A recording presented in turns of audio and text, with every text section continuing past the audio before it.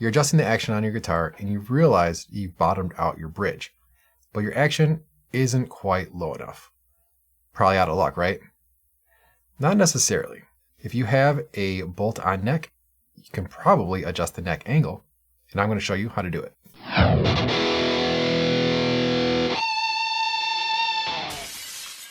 What is up, everyone? Man Bun Metalhead here. Right in front of me, I have a guitar that I have set down to the lowest possible setting, or I bottom out my bridge all the way, and my action just isn't quite low enough. Fortunately, I have a bolt-on neck, so there's a pretty easy solution. Now, if you have a set neck or a neck through guitar, unfortunately, you are out of luck, at least for this method. You should expect the manufacturer to really account for the bridge adjustment when you're buying the guitar, so you probably shouldn't have a problem. More than likely, this problem will happen when you're building a custom guitar or you're modifying an existing guitar, more than likely in the bridge. In this case, this is a custom build from Warmoth, and I'm using a piezo bridge that Warmoth does not sell, so they don't really account for this specific bridge, so I can't really fault them on that. In this case, the bridge bushings actually have a small shoulder on them, which prevents the bridge from going all the way down that little extra bit, which, if it could, I probably wouldn't have a problem. And I really think those bushings are there to prevent that bridge from going all the way to the bottom, because you have those really sensitive wires coming from the piezo that you don't want to smash between the bridge and the body. Now, I could be happy with this setup, but I would like the action to go down a little bit and the bridge to come up just a touch, so there's a little less strain on those wires coming out of the bridge. And I may need to lower the bridge further in the future, so I'm kind of future-proofing the guitar. So to adjust the neck angle, all we have to do is put an angle shim between the body and the guitar neck. Now, you could build one yourself if you wanted to, but StewMac actually sells a set of them with a common 4-bolt hole pattern in them. And if you have an uncommon bolt pattern, you can actually buy blank ones and drill the holes yourself. These shims are very thin, so you shouldn't notice any difference at that neck joint. They have a slight taper to them, so you'll notice that one side of the shim is thinner than the other. And StewMac sells 3 different angles: a 0.25 degree, a 0.5 degree, and a 1 degree. I have a set of all 3. You could stack them up if you want to go all the way up to 1.75 degrees, but I don't think I'll need that. Now, there are big benefits to buying shims instead of making them yourself. First off, you know exactly what angle you're adding. 2, with flat surfaces on both sides, you're going to have a nice solid connection between that neck and body, so you shouldn't lose any resonance. And C, you won't have to spend time making a shim. To figure out what shim you'll need, you want to first make sure you know how high you want your bridge to go.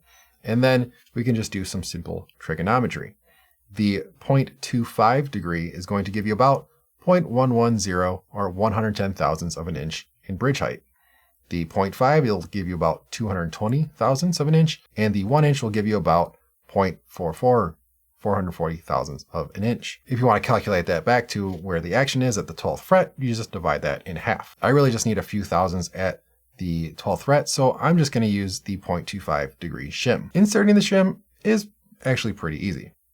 All you really need is a screwdriver. First thing you want to do is loosen your strings. Now, I have locking tuners, and I've already loosened the strings, and I'm just going to leave them in the tuners for now. You can leave them in the tuners, or you can just remove the strings altogether. It might be a little easier to work with, but I'm just going to go ahead and go as is. Next, flip the guitar over, which mine already is, and remove the screws. Now you'll have 4 screws here at the joint, and we're just going to remove them. Now, most guitars come with wood screws.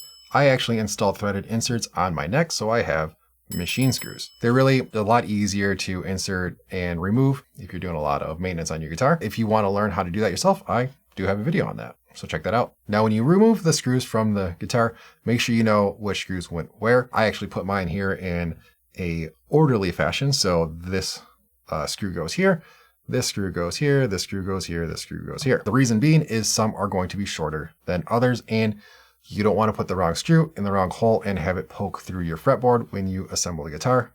That would suck. Now that we've removed the screws, all we need to do is insert our shim. So we're just going to carefully move that for now. Or lift up the body a little bit and insert that back in here. You want to make sure that the Thin side goes towards the neck, and the thicker side is going to go towards the bridge. So we'll insert that in there. And that should be nice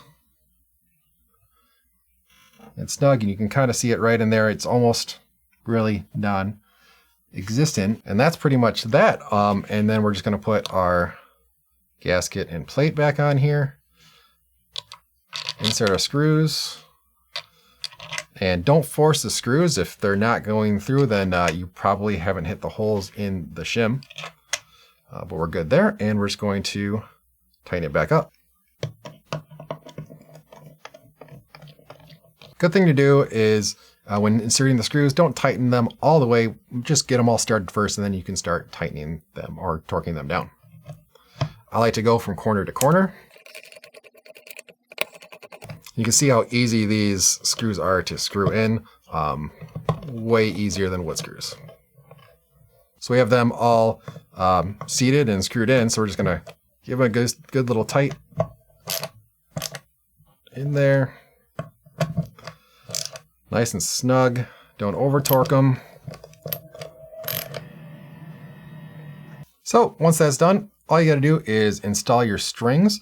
And if you haven't already, or tune them up. And you might notice that if your bridge is all the way down and you turn your strings up, those strings are going to be pressed right against the fretboard. Don't worry about that.